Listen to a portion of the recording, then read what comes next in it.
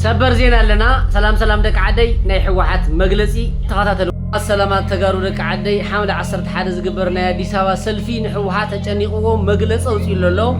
እቲ መግለጺ ንአብይ አሕመድ ደጊፍኩም ኹም ትወፁ ዘለኹም ኣነ ዝሰደድኩኹም እዚ ዓይነት መግለጺ መፈራርሒ ዝሓዘ ክትዋረድ ኢኹም ወይለኹም እስኪ ገበርዋ ዛ ዓይነቱ ስኢልካ ካብቲ ናብቲ ሃጠው ቀጠው ዝኾነ መግለጺ ቢሮ ኮሙኒኬሽን ትግራይ አውፂኡ ኣሎ። ስለዚህ ተጋሩ ከይትሽወዱ ፈሪሕ እዩ ናብዛት ወሲን እዩ ጨኒቆ እዩ ዘሎ ማንም ነዚ ይሰምዕ የለን። ንሕና ንመንግስቲ ደጊፍና ከይኮናስ ንትግራይ ተቃዋሚና ኣብ ትግራይ ንዘለ መንግስቲ ተቃዋሚና ኢና ሰልፊ ንወፅእ። ስለዚህ ኣብ ትግራይ ዘሎ ስርዓት ትክክል ኣይኮነን፣ ጌጋ እዩ፣ ቀታሊ እዩ፣ መጥፍእ እዩ፣ ንትግራዋይ መዕነዊ እዩ መባል ንብልፅግና ስርዓት ምድጋፍ መሲሉ እንተተሰሚዕዎ ይሰማዓዮ በፍንጭ ይውፃእ ኣይግድሰናን።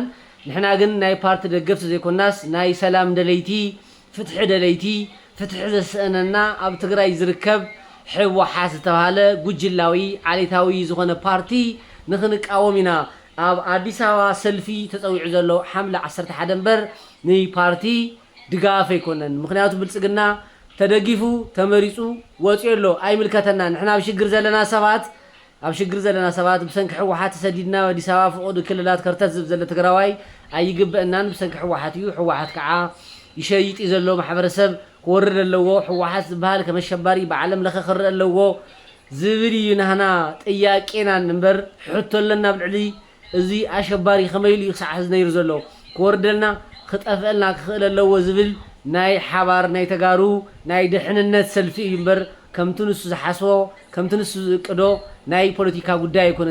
እዚ ሰልፊ እዚ ሓምለ 11 ዝግበር ሰልፊ ትግራዋይ ከም ትግራዋይ ይጠፍእ ኣሎ ብሰንኪ ሕወሓት። ስለዚ ን1527 ክበሃል ንደቂ 9 ዓመት ክበሃል መንእሰይ ብ$300 ይሸጥዎ ኣለዉ። ብዘይ ኣግባብ ንኤርትራ እንዳወሰዱ ኣበይ ዋዕለ ኣብዚ ነጥበ ኸይበሃል ከንቱ የትርፈ ኣለዎ መንእሰይ ኢልና ኢና። ህዝቢ ይጠፍአና ኣሎ፣ ዘርኢ ምፅፋእ ኣብ ልዕለና ይፍፀም ኣሎ ኢልና ኢና ንወፅእ እምበር ንሕና መንግስቲ ትግራይ ክወርድ ከስተኻኽል እውን ኣይኮነ ምስሉ ክጠፍአልና ኣለዎ፣ ናፍቲ ዓዱ ክኸድ ኣለዎ። ሕወሓት ዝበሃል ኣባል ሕወሓት ዝበሃል ትግራዋይ ኣይኮነን፣ ንትግራዋይ ዝበልዕ እዩ ኢልና ሓምለ 11 ክንወፂና እንተትናትኩም ናይ ጭንቀት መግለፂ ግን ርኢናዮ ተዘናጊዕና ኣለና ዝብል መልእኽቲ ኣለኒ። ቴንኪዩ የቀነለይ። ሓምለ 11 መስቀል ኣደባባይ ሰዓት 12 ንህልውና ከተሰለፍ ህዝብ ወዲ ትግራይ ኩልኻ ንህልውና ንባዕልኻ ክትወፅእ ንማንም ደጊፍካ ይኮንካን። ናይ ፓርቲ ጉዳይ ኣይኮነን፣ ናይ ሰላም ደለይቲ ጉዳይ እዩ። ንሰላም ትደሊ ሕወሓት ንዘሰደደካ ኢኻ ሕወሓት ንምቅዋም ጥራሕ እምበር ነቲ ሓደ ንምድጋፍ ነቲ ሓደ ንምውዳቕ ኣይኮነን። እዚኣ ፍለጡ ተጋሩ። ቻው ማዓ ሰላማ።